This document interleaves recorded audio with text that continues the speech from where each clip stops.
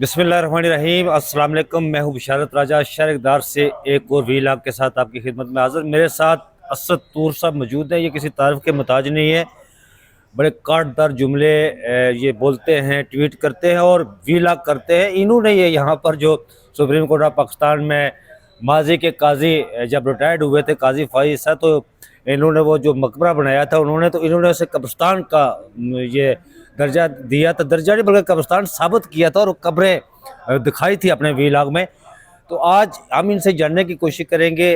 असद भाई, एक तो पाकिस्तान तहरीक इंसाफ के जो चेयरमैन है साबिक़ वज़ीर-ए-आज़म पाकिस्तान इमरान खान ने सुप्रीम कोर्ट ऑफ पाकिस्तान में एक दरख्वास्त दायर की है आज कि जो पाकिस्तान के अंदर जो पाकिस्तान तहरीक इंसाफ के ख़िलाफ़ बिलखुसूस जो इक़दाम उठाए जा रहे हैं, बुनियादी इंसानी हकूक़ की वायलेशन की जा रही है, दफ़ा 144 का गलत इस्तेमाल किया जा रहा है, MPO के तहत जो गिरफ्तारियाँ की जा रही है, और फिर जो उन्होंने मैंडेट चोरी की बात की कि मैंडेट चोरी के हवाले से उन्होंने कहा कि उसके उस पर कमीशन बनाया जाए। फिर उन्होंने ये भी कहा कि यहाँ पर हमें जलसों की बिलखुसूस उन्होंने कहा कि जलसों की इजाज़त नहीं दी जा रही, क्योंकि जलसे करना हर एक जमहूरी मुल्क में हर जमहूरी पार्टी का, कोई भी सियासी पार्टी हो जी, उन्होंने अपने पाकिस्तान तहरीक इंसाफ का नाम नहीं लिया, कोई भी सियासी पार्टी हो उसके लिए उन्होंने कहा कि उसका बुनियादी हक है और आइन हमें हक ये देता है। और बिल्कुल PTI के मुखालिफ जो इक़दाम किए जा रहे हैं इस वक्त, वो जो उस पर उन्होंने कहा कि उन्होंने कहा सुप्रीम कोर्ट के 3 सीनियर जजेस PTI मुखालिफ इक़दाम की इंक्वायरी करें। अब 3 सीनियर जजेस तो आते हैं, जस्टिस चीफ जस्टिस यही अफरीदी, जस्टिस मुनीब अख्तर, जस्टिस मंसूर शाह। तो जो दरख्वास्त उन्होंने दायर की है इस पर आप क्या कहेंगे? और दूसरा सवाल मेरा ये है कि आज आपको पता है कि आईनी बेंच में जब वो केस फायज ईसा साहब के निशानी वाला बलूचिस्तान हाई कोर्ट का जब वो चीफ जस्टिस बने थे वो लगी हुई थी, तो उस केस में जस्टिस जमाल मंदोखेल ने कहा दरख्वास्त गुजार हनीफ राय को, हनीफ राय ने जब ये कहा जी कि अगर आप 40 साल पुराना केस भुट्टो का खोल सकते हैं तो ये भी केस ले लें। उन्होंने कहा जी कि ये कोई अपीलेट बेंच नहीं है। ये किस तरफ इशारा था कि इट मीन जो मखसूस नशस्तों का केस था, अब लक्ष्मी मीना पाकिस्तान ने नरसानी दायर की हुई है यहाँ पे। अब क्या वो फुल कोर्ट सुनेगा या आईनी बेंच सुनेगा? अगर ये केस अपीलेट बेंच नहीं था तो फिर वो केस कहाँ जाएगा?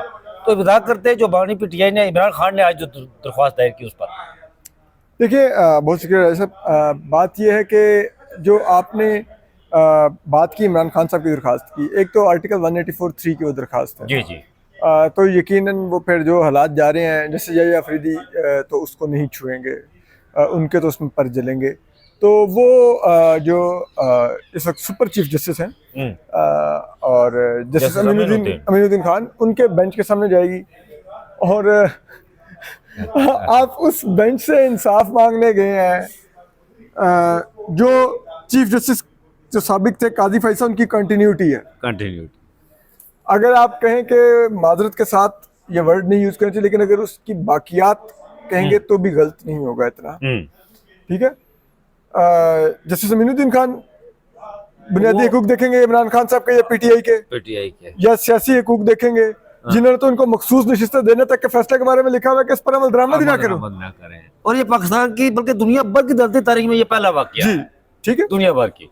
जस्टिस नईम अख्तर खान जो उनको मखसूस नशिस्तें देने पड़े, बल्कि पार्टी मानने के बल्कि उनको, ठीक है, वो भी कहते हैं इस फैसले पर अमल दरामद करो, उनसे उनको मिलेंगे, ठीक है। फिर आप आ जाइए जैसे अमीनुद्दीन मिलिट्री कोर्ट वाला, वो बुनियादी इंसानी हकूक की बात थी ना। जी जी, माशाल्लाह। फिर आप आ जाइए जस्टिस मुसरत अली, उन्होंने ना सिर्फ 13 जनवरी का फैसला दिया हुआ, बल्कि जो काजी फैसल बल्ला लेके साथ घर चले गए हैं, उस में वो बैठी हुई थी और वो कह रही थी कि जी इनका चिमकने में इंतखाबात क्यों करवाए, बार बार यही सवाल पूछ रही थी बस। उस पूरी समात के दौरान उन्होंने यही सवाल पूछा कि आपने इंतखाबात इस्लामाबाद में क्यों नहीं करवाए, वहाँ यहाँ से जाकर आपने चिमकनी में क्यों करवाए? जैसे इस्लामाबाद बहुत नॉर्मल हालात थे PTI के लिए, ठीक है। फिर again justice Mohammad Ali mother, again वो भी 13 जनवरी फेस्टिवल ले जाते हैं, हाँ, वो भी उसमें मौजूद, ठीक है, ऐसा ही है। एक क्लियर अक्सरियत तो ये है। फिर आज जस्टिस जमाल खान मंदोखेल 5वें जज, ठीक है, जो मखसूस नशिस्तों वाले केस में उन्होंने एक नोट लिखा था जी, ठीक है, वो भी 12 जुलाई में इख्तलाफ करने वाले जज हैं जी। तो उस लिहाज से अगर देखा जाए 5 जजेस तो ये हो गए अब आप बचते हैं जस्टिस आयशा मलिक और जस्टिस हसन नजर रिजवी, तो वो दो जज का बेंच तो बनना नहीं है। हाँ, वो तो अब जो आईनी कमेटी है, जो जजेस की आने की बेटी है। जजेस की आईनी कमेटी है, जो जस्टिस अमीनुद्दीन खान, जस्टिस जमाल खान मंतखब, जस्टिस मोहम्मद अली मदर किया है, जो कि आईनी कमेटी है, वो डिसाइड कर चुकी है कि 5 जजेस का कम से कम बेंच होगा।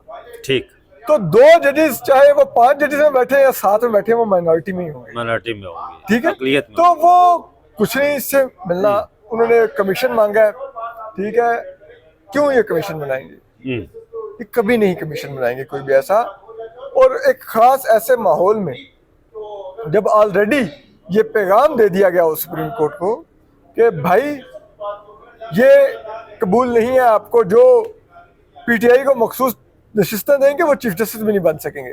ठीक है, और इस बेंच में जो जजेस बिठाए गए हैं, ये जो आईनी बेंच है, जो हुकूमत और एस्टेब्लिशमेंट ने मिलके, ये आईनी बेंच है, आहानी बेंच है, आनी कह लें अच्छा, या आईनी कह लें, आईन वैसे है नहीं इस मुल्क में, अब क्या आईन रह गया, आनी कह लें। आहानी बेंच। तो एस्टेब्लिशमेंट ने पूरी वर्किंग की है, लिस्टें तैयार की हैं, नाम अप्रूव किए हैं, उसके बाद हुकूमत ने ठप्पा लगा के इनको जजेस मुंतखब किया है।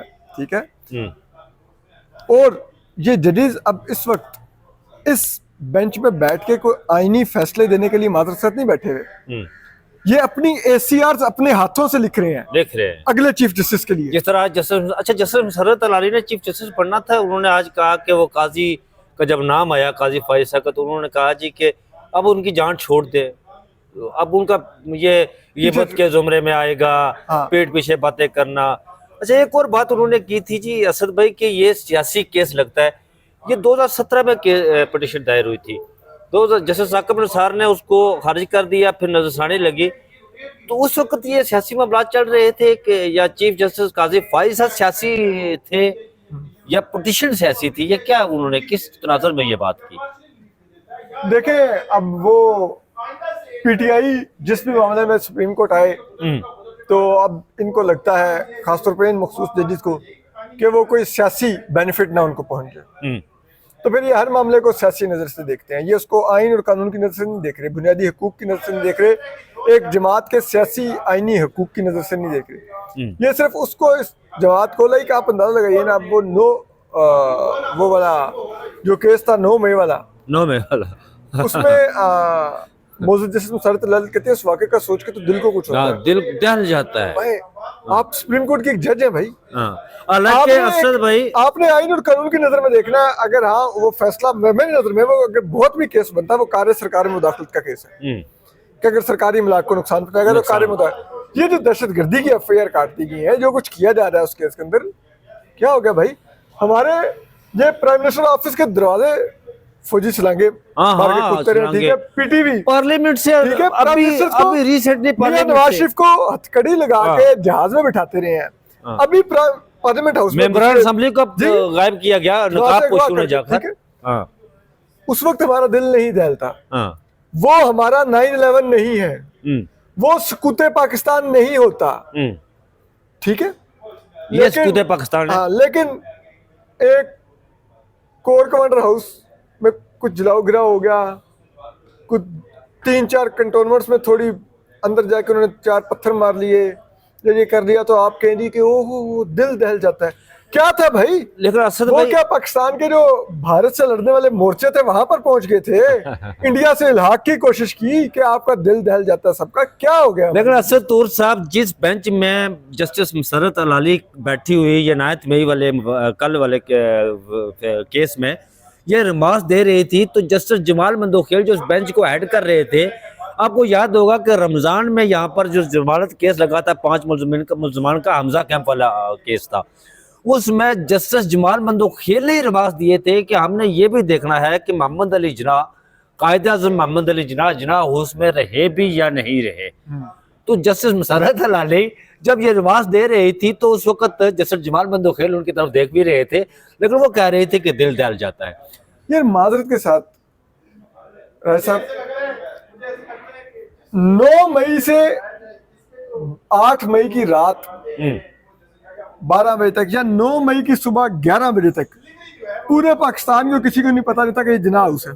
बिल्कुल। ठीक है, हाँ, वो सबको corps general commander general Shahid Aziz अपनी किताब में लिखा 2006-7 में कि मैं कोर कमांडर बनकर जब लाहौर गया तो मेरे वालिद साहब ने मुझे कहा कि बेटा ये कितना बड़ा घर है। तो मैंने उन्हें कहा जी कि मैं आपको इस घर की जो हकीकत है वो बताता हूँ कि ये कोर कमांडर हाउस नहीं, ये जिनाह हाउस था। मोहम्मद अली जिन्ना ने खरीदा था। उसके बाद यहाँ पर अंग्रेज फौजी रहे, उसके बाद ये पाकिस्तान आर्मी के पास आ गया। मोहम्मद अली जिन्ना यहाँ कभी नहीं रहे। मेरे ख्याल में पाकिस्तान में 1% पॉपुलेशन को भी नहीं पता था कि ये जिन्ना हाउस है। जिनाह हाउस है, ठीक है। हाँ। उसके बाद रातों रात कौम की आंखें खोली गई कि ये जिनाह हाउस था, ये कोर कमांडर का घर नहीं जला। ठीक है, अगर वो इतनी बड़ी यादगार थी तो वहां पर कोर कमांडर क्यों नहीं थे? उस घर को तो फिर बहुत डेकोरेट करके रखना चाहिए था, एक म्यूजियम में कन्वर्ट कर देता, आवाम विजिट किया करती, वहां पे अपने बानी को ट्रिब्यूट पेश किया करती। जिंदा कौमें ऐसे करती है अपने असलाफ के लिए, ऐसे ना कि अब कराची में वो क्या है, वो जिला क्वार्टर है मेरे ख्याल, वहां पे रेंजर्स घुस गए हुए, उन्होंने कब्जा किया हुआ है। लाहौर में कोर कमांडर हाउस में आप बैठे हुए हैं, ठीक है, और फिर आप हमें जब कुछ हो जाता तो कहते हैं ये जिनाह हाउस है। ये देखो देखो देखो, इन्होंने बानी के घर पे अटैक कर दिया है, तो बहुत ही मुल्क दुश्मन गंदे लोग। अच्छा असद भाई, आप ये बात कर रहे थे जब कि आप जस्टिस इमरान खान ने जो जिस कमीशन की बात की है वो आनी बेंच के सामने लगेगा, और जस्टिस अमीनुद्दीन खान उस आनी बेंच के सरबराह है।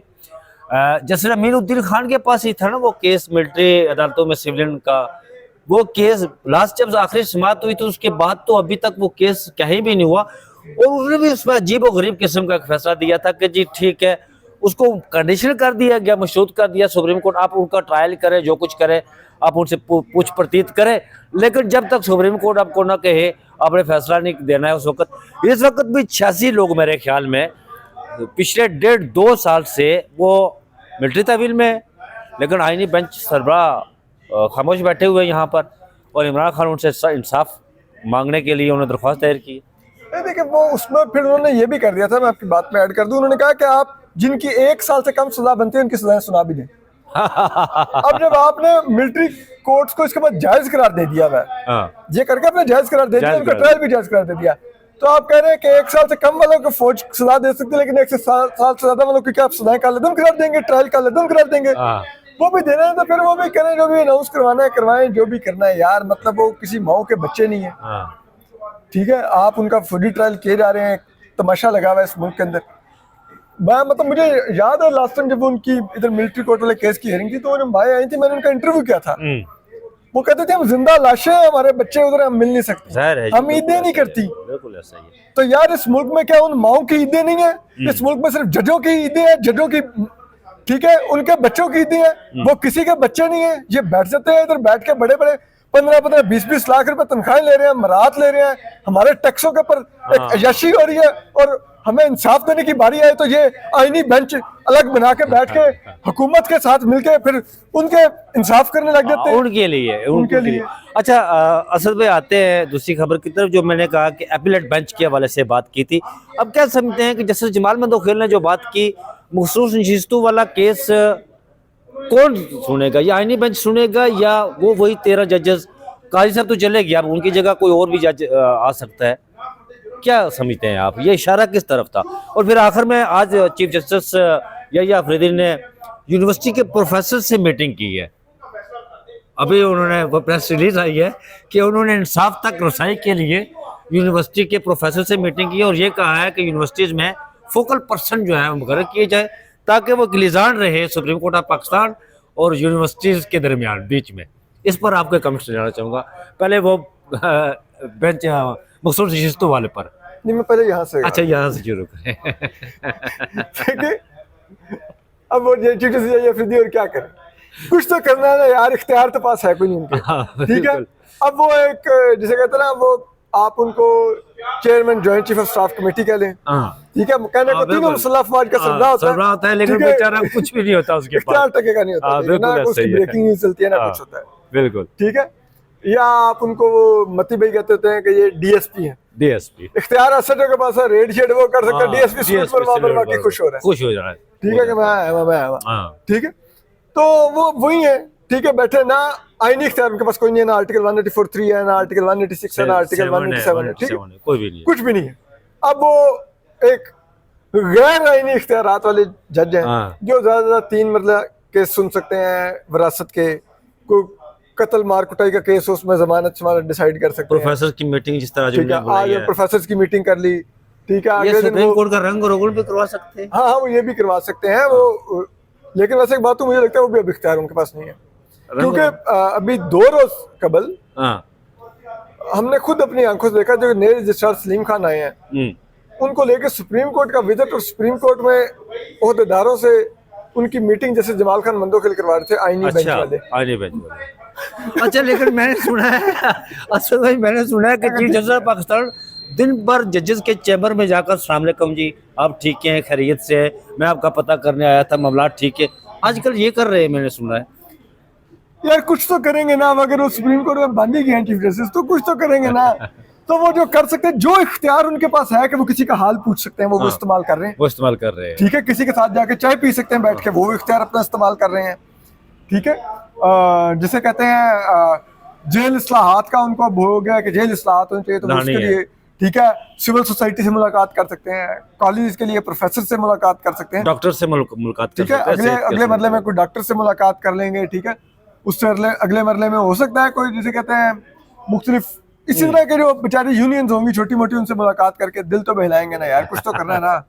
तो ये इसी तरह के जैसे जिस तरह के इस मुल्क में इस वक्त शहबाज शरीफ प्राइम मिनिस्टर है, हाँ, जिस तरह शहबाज शरीफ, ठीक है, वो भी आके गैराज में आर्मी चीफ को सलूट करता है। हाँ। ठीक है, उनकी भी इतनी हैसियत है, और बिल्कुल ऐसा तो बाहर निकल के। हाँ, तो वो यही है, इतने ही है, जितना शहबाज शरीफ बाख्तियार प्राइम मिनिस्टर है उतने बाख्तियार justice Yahya Afridi chief justice है। चीफ जस्टिस है। ठीक है, और दूसरा जो आपने कहा था वो मखसूस रिश्तों वाला, देखिए मेरी जहां तक रीडिंग है, जो आज उनके रिमार्क्स हैं, उसका मतलब ये था कि आप यहाँ पर हमारे सामने इस वक्त उसके नजरसानी के दायरा कार में खड़े हुए हैं, आप अपील के दायरा कार में नहीं खड़े हुए कि आप हमें अपील बेंच के तौर पे यूज करना शुरू कर दें। लेकिन अब वो मखसूस रिश्तों का जो केस है, वो दिलचस्प बात यह है कि 7 रुकनी बेंच है, वो 13 रुकनी फुल कोर्ट था, और उसमें भी 8 जजेस का फैसला है, 8 जजेस का, 7 जजेस इसको ओवरटर्न नहीं कर सकते। अगर ये कर दें तो कोई मौजे तो इस मुल्क में होने शुरू हो गए, तो हो जाएगा, अदालत बनी है, कुछ भी हो, कुछ भी हो सकता है। लेकिन अगर पाकिस्तान में जो लीगल प्रेसिडेंट्स देखे जाए, सुप्रीम कोर्ट के फैसलों के प्रेसिडेंट्स देखे जाए, सुप्रीम कोर्ट के रूल्स देखे जाए, आईने पाकिस्तान देखा जाए 26वीं आईनी तरमीम से थोड़ा बच बचा के, तो वो फुल कोर्ट को ही सुनना होगा दोबारा, वो ये नहीं सुन सकते। मुझे ये गुमान है कि मोस्ट लाइकली, और ये कहीं ना कहीं बातचीत हुई भी है कि इसी बेंच के आगे जब वो केस आएगा तो वहां पर जब ये एतराज उठेगा तो यही बेंच उसके लिए फुल कोर्ट का ऑर्डर कर देगा कि यही बेंच फुल कोर्ट का ऑर्डर कर देगा कि आप बैठ के सुने, और फिर उसके बाद जो भी उसमें आना होगा वो तो पता चल जाएगा आपको। बहुत शुक्रिया असद तूर साहब। नाज़रीन, असद तूर साहब ने जो सवालात इनके सामने में रखे थे, बड़ी सैर हासिल उन्होंने उसका गुफ्तगू की उस पर, और आपने भी सुन लिया कि फुल कोर्ट, ये आईनी बेंच के सामने जब मामला जाएगा तो वो फुल कोर्ट बनेगा। इसके अलावा इन्होंने जो इमरान खान ने दरख्वास्त दायर की है आज, उस पर भी इन्होंने बात की कि कौन सी किस्त इंसाफ मांगने के लिए आए हैं वो। बहरहाल आज के लिए इतना ही काफ़ी। मुझे और असद तूर साहब को दीजिए इजाज़त। अपना बहुत सा ख्याल रखिएगा। अल्लाह हाफिज़।